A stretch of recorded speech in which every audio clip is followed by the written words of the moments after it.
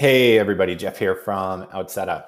Today I want to talk about the idea of product market fit and also something that I like to call product market appetite and how those two things are different and how they're important when you're evaluating a startup idea and in general how they're important in terms of how fast your company actually grows. So before I dive in, there's two people that have really influenced my thinking on this topic. The first is Justin Jackson. He's the founder of a SaaS company called Transistor FM. And he's got a great blog post that's called Selling Stuff on a Busy Beach, if you want to look that up. And the point of the post is if you're selling ice cream on a hot beach on a busy day, you're going to sell more ice cream. That's sort of an obvious thought, but you can take that same idea and apply it to business. How do you make yourself the ice cream vendor on a hot day on a busy beach so that you can sell more product and sell more product more easily? The second is Brian Balfour. He is the CEO of a company called Reforge. And he talks about this notion of in some startups, it just feels like the boulder is rolling downhill. Everything comes really easily. Growth comes easily. How do you find yourself in a business where it feels like that boulder is rolling downhill? And ultimately, I think it comes down to two things. The first is just generally the quality of your product. The quality of your product goes a long, long way in how easy it is to market and sell that product. But the second is really the appetite of the market. Is the market looking for your solution? Is the market hungry for your solution? If you've got a great product in a market that's really hungry for that solution, you're going to grow fast. So let's talk a little bit about product market fit.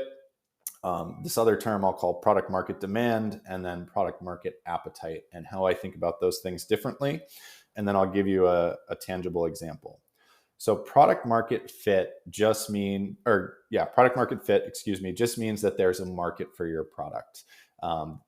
People are buying your product. People are buying products like your product.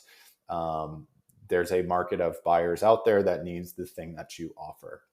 Product market demand, I would say, is better. Product market demand means not only is there a market for your product, but there's real demand for it. People are looking for it. People are searching it out. People want to buy that thing.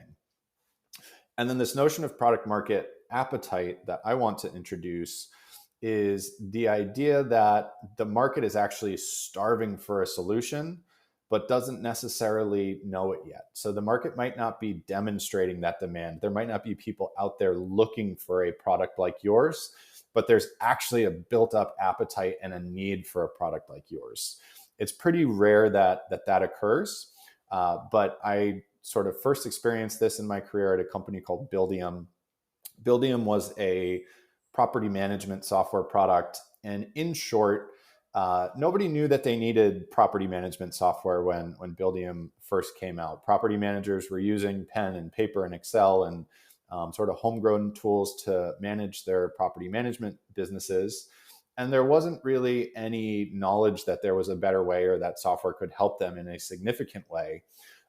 Yet, when we introduced our product to the market and showed it to people, it became apparent very, very quickly that it made property managers more effective, and it was something that they desperately needed. So the downside of a market with product market appetite is oftentimes there needs to be an educational play. You need to educate the market on this new thing and show them that, in fact, they do need it and it's going to benefit them in a huge way. But the benefit of these sorts of markets is if you can find one, there can be this pent up demand. There can be a lot less competition. And once word of your product gets out, that appetite is so severe that you can grow very, very, very quickly. And that's ultimately what happened at Buildium and what led me to think about this topic.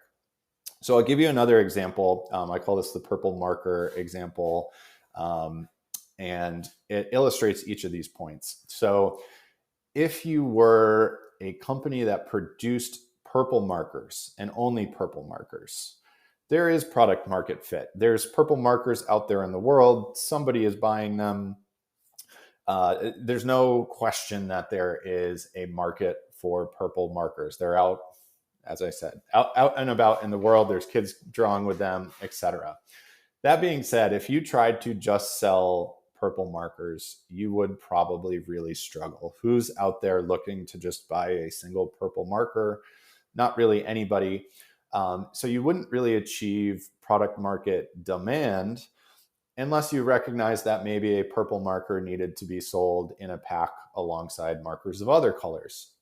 Once you provide a full pack of markers, including that purple marker, you're going to have much better success selling those markers to kids and art classes and all the types of buyers that buy packages of markers. So now when we take the same example to the idea of product market appetite, imagine if you had a marker of a color that had never been discovered before. Nobody would be out there looking for that marker because they don't know that that color exists. But if you suddenly introduced a marker in that color, everybody would want it. They would say, I want to be the person with this color that nobody else has. I want to fold this into my drawings. I want to fold this into my art. It's this new, unique thing. And there would be this insatiable demand for that new color. So I think that's a good example. And as you're thinking about how you can get the boulder rolling downhill in the context of your own business, it's really helpful to think, okay, is there a market here? Is there demand here? Or is there this notion of product market appetite?